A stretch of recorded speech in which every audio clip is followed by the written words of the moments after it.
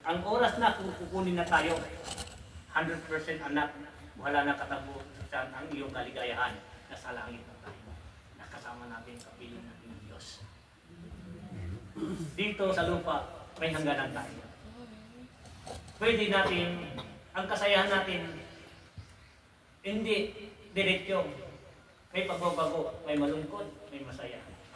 May pinakamasaya, may pinakamalungkot. Tama ba? Hindi. Tama po. Ang tunay na masaya, lagi magkumbaba. Wala na malungkot sa kanya. Laging masaya siya dahil inalis niya ng hindi maganda. Ang pinasok niya ay maganda. Kung kailangan natin magkaisa, magsama-sama. Dahil ang sabi ng Ama, pakunti-kunti na darating ng kagamitan ninyo. Dahil kayo ang mga anak. Kung naabutan ninyo ang sinabi ko at painumin mo sila bukal na tubig, 100% sumigaw na kayo, wala na kamatayan kayo sa pangalan ni Jesus. Hindi ko muna kayo bibigay, sabi ng anak, Ama. At ihasa ko muna kayo. Baka pagdating ng oras ay bibitaw kayo. May kailangan lang kayo. Hintayin ko kung kayo ay tunay na totoo. Yan ang pagsubok ng Diyos. Hindi basta-basta yung bibigay mo, isusubo mo, itatapon mo. Huwag isusubo mo at pulutin mo ang ganda ng pagmamahal ng Diyos. Yun lang naman ang gusto ng mga anak. Sabi niya, huwag kayo magtiwalag, magdagdag kayo, huwag kayo magbawas. Dahil yung yan, pagbabawas ninyo, hindi nyo alam yung pinagbawasan ninyo, baka may kailangan pala tayo sa Kanya. Hindi mo alam, kahit ordinaryong tao yan, bilang araw, may kailangan tayo sa Kanya. Hindi lahat ng oras ay nasa iyo.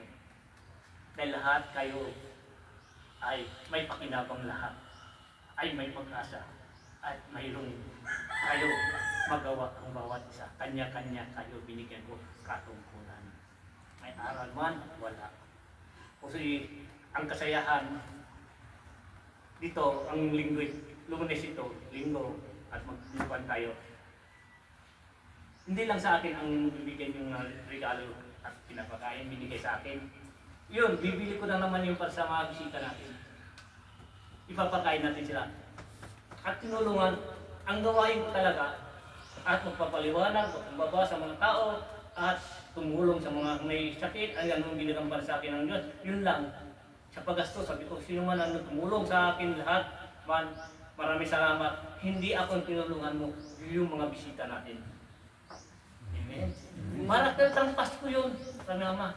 Hindi naman ako darating sa akin yun. Dahil bibili ko rin ang bawat darating ang bisita. Bisita ko, bisita nyo yun. Dahil pamilya nyo ako, pamilya natin yun. At dumarating. Di ba? Mabuti pa yung tatlong pare, kaarawan ko ay aalis sila. Ibig sabihin, mayroon pala itong mangyayari para sa atin. Dahil sinadya, tatlong pare, kung mamimisya sila dahil sila ay mag-trip, October 13 pa. Ibig sabihin, mayroong mensahe para sa atin lahat. Hindi natin masasabi kung ano, mas makapapalat at ang bumaba ang mensahe yun, mapalat kung sino man ang binigyan ng salita ng Diyos. Dahil, sabi ng Ama, anuman ang bagay na nito sa lupa, anak, ang madaldala mo lang sa akin, yung pinakita mo, tunay ka, nagmamahal sa kapatiran, sa pamilya, at sa akin. Yun ang gusto ng Diyos. Dahil lahat kayo ay nasa. Ang Pilipinas totoo ay pinili ng Diyos. Nandito ang Diyos at bumaba sa Pilipinas. Mayroon nakakilala, mayroon hindi. Marami nahahanap kung nasaan na ang Diyos. Hintayin natin yun kung ano man ang kanyang kagamitan at ano man. Lulutang na rin pagdating ng oras. Sila rin ang mag-uutos ng gabay kung sino ba ang mga bawat isa sa inyo ang pinili ng mga anghel apostolis. Bawat isa sa inyo. Dahil pag pumasok yun, kayo mismo ang magpatotoo dahil ang Espiritu yun at naging gabay mo na yun. Amen. Dahil ang lahat yan, ang katawan natin pagsamantalalan, hindi natin pwede pagbawalan ng ano. Basta umiling tayo sa Diyos at sinasamba natin ang Diyos, kung ano man ang gusto ng Diyos, ano sa inyo, tingin ninyo. Pagbigyan niyo ba ang Diyos, ang kagustuhan niya, ay hindi. Ha? Dahil hindi naman kayo ipapahamak ng Diyos. Ang gusto ng Diyos at magpatotoo, gagamitin ko anak ang iyong katawan at nandiyan ka pa rin at gagabayan kita anak, sabi ng mga anghel din. Ang sila ay walang kamatayan, tayo may hangganan ng katawan natin. Basta importante, ang isip natin kung Jesus pa rin tayo. Di ba mo? Sa pangalan, kung Jesus pa rin, Jesus ang maghipo ng bawat sa puso at isipan ng bawat isa sa inyo. Dahil magsaya kayo, sabi na naman, pagdating ng oras, tuloy-tuloy na yung kasayahan, wala nang malungkot. Gawin nyo lang ang pagmamahal bawat isa sa inyo. Ngayon, naglilinis na. Sinong gumawa yan? Ang Diyos. Dahil ay pagdating ng oras, ay malinis na kayo. Totoo yun. Ang masamang espiritu, takot na ngayon dahil malapit na malalantad na ay si Jesus. Ang siya at bababa, ang siya makapagod sa langit. Amen. Mas maganda ang lahat man, ang sino man, at mahigit pa sa kanya. Huwag tanong kayo kung ano man ang narinig kayo, ano man na napulot no bawat tanong kayo. Kung wala kayong magtanong, magdasal na lang tayo. I-pray natin kung ano man ang biyaya, ano man ang kagustuhan ng Diyos at binigay sa atin. Kalusugan, kasayahan, at katagumpay. Yung bukal daw, ano sinabi ng bukal? Ang sabi, wala ng kamatayan. May nagsabi din sa akin, ang lahat ang kasama ay aangat. Bukal yun. Dahil ang bukal ang siyang buhay sa lahat. Amen. Sabi ko, Ama, bakit may kulay? Tubig pa rin yan. May kulay lang yan. Kung tutusin, ang tubig at yung bukal, isa yun.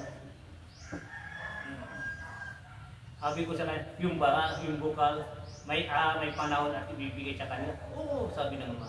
Ibibigay kung tunay na talaga sila at talagang totoo na sila. Dahil hindi na sila parang piyang-piyang, sabi ng Ama. Oh, hintayin ng dati. Dahil lahat ipapakita para makita nila ang katibayan.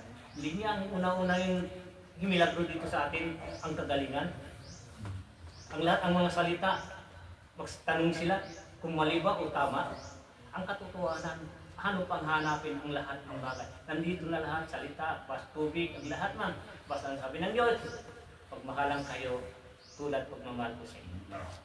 Amen. Pagbuhay kayo sa pangalan ni Jesus.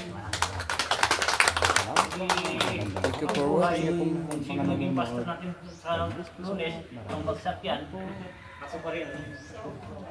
Okay, thank you for watching and God bless po. Yan, tapos na po ang ating gawin. Pimuli para magdasal. Maraming salamat and God bless. Yes po, tayo po. Mag-enlight na. Kain na tayo. Kain tayo lang magkikwentuhan. Yan, tignan natin anong Yan, ingat lagi and God bless.